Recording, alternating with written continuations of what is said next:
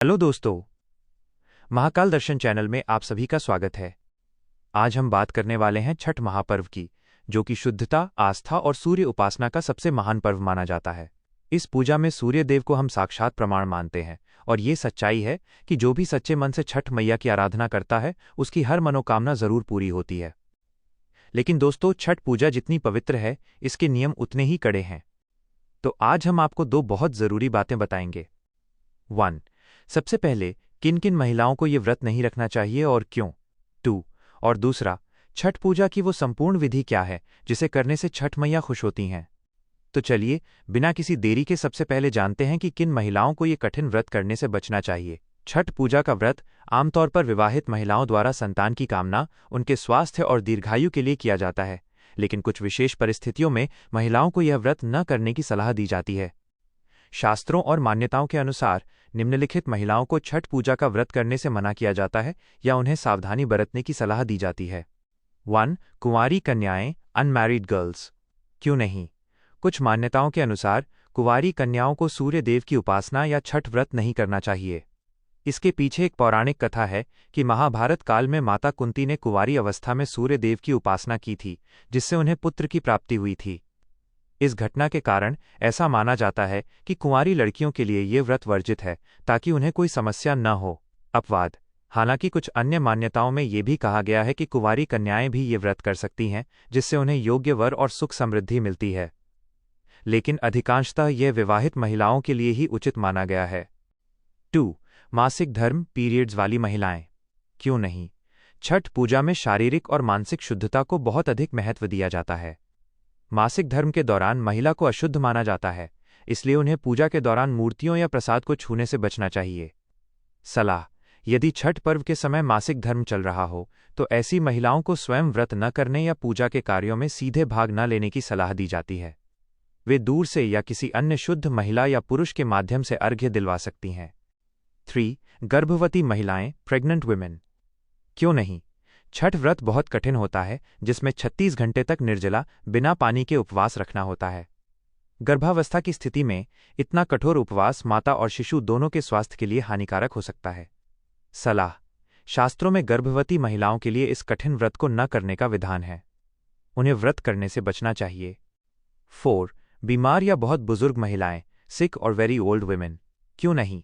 व्रत की कठोरता, जैसे निर्जला उपवास और पानी में खड़े होना के कारण बीमार या बहुत बुजुर्ग महिलाओं के लिए इसे करना मुश्किल और जोखिम भरा हो सकता है। सलाह: स्वास्थ्य कारणों से उन्हें व्रत न करने या केवल फलाहार पर रहने की सलाह दी जाती है। 5. जिस घर में किसी की मृत्यु हुई हो, डेथ इन द फैमिली। क्यों नहीं?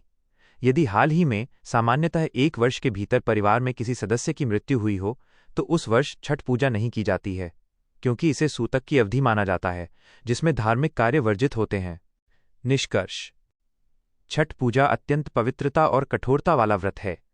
जो महिलाएं शारीरिक रूप से सक्षम न हों या धार्मिक शुद्धता, जैसे मासिक धर्म का पालन न कर सकती हों, उन्हें यह व्रत न करने की सलाह दी जाती है, ताकि व्रत की पवित्रता बनी रहे और उनके स्वास्थ्य पर कोई विपरीत प्रभाव न पड़े। छठ पूजा एक अत्यंत पवित्र और कठिन व्रत है। छठ माता, षष्ठी देवी को प्रसन्न करने का मुख्य आधार है पवित्रता, शुद्धता और अटूट श्रद्धा। यहाँ कुछ महत्वपूर्ण बातें बताई गई हैं, जिनका पालन करके आप छठ माता को प्रसन्न कर सकते हैं। 1. शुद्धता और पवित्रता, क्लेanलीनेस एंड प्योरिटी। छठ पूजा में सबसे महत्वपूर्ण है शुद्धता। साफ सफाई: नहाए खाए के दिन से ही घर की अच्छी तरह सफाई करें। पूजा का सामान और प्रसाद बनाने की जगह को पूरी तरह पवित्र रखें। नए वस्त्र: व्रत करने वाली महिला या पुरुष को हर दिन साफ और नए वस्त्र, बिना सिलाई वाले जैसे धोती या साड़ी पहनने चाहिए। लहसुन प्याज वर्जित: व्रत के चारों दिन घर के किसी भी सदस्य को लहसुन और प्याज का सेवन नहीं करना चाहिए। तामसिक भोजन, मांसाहार, शराब पूरी तरह वर्जित है। प्रसाद की शुद्धता: प्रसाद केवल उन्हीं लोगों द्वारा बनाया जाना चाहिए जिन्होंने व्रत रखा हो, और वो भी शुद्ध मिट्टी के चूल्हे या साफ सुथरे गैस स्टोव पर। प्रसाद में सेंधा नमक का प्रयोग किया जाता है। 2. व्रत के कड़े नियमों का पालन, strict observance of fasting rules.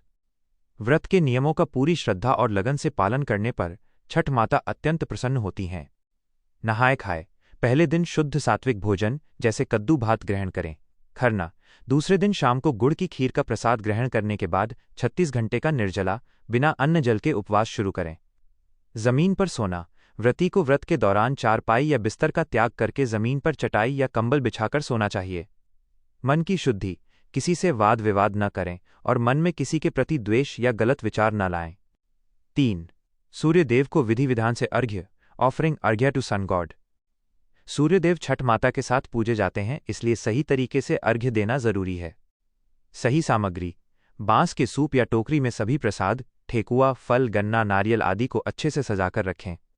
जल में खड़े होकर अर्घ्य। षष्ठी और सप्तमी के दिन डूबते और उगते सूर्य को पवित्र नदी या तालाब के जल में खड़े होकर अर्घ्य दें। अर्घ्य हमेशा तांबे के लोटे से दूध और जल मिलाकर दें। मंत्र जाप। अर्घ्य देते समय सूर्य देव के मंत्रों जैसे ओ सूर्याय नमः या ओ घृणी सूर्याय नमः का जाप करें।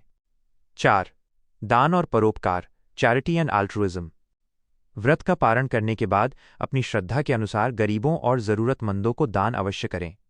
छठ घाट की सफाई में मदद करना और दूसरे व्रतियों की सहायता करना भी पुण्य का काम माना जाता है। मुख्य बात यह है कि छठ पूजा केवल एक अनुष्ठान नहीं, बल्कि आत्मसंयम, प्रकृति के प्रति सम्मान और अपनी संतानों के लिए मां का निस्वार्थ प्रेम है। जब आप ये सभी कार्य पूर्ण शुद्धता और सच्चे मन से करते हैं तो छठ माता अवश्य प्रसन्न होती हैं और आपकी मनोकामनाएं पूरी करती हैं।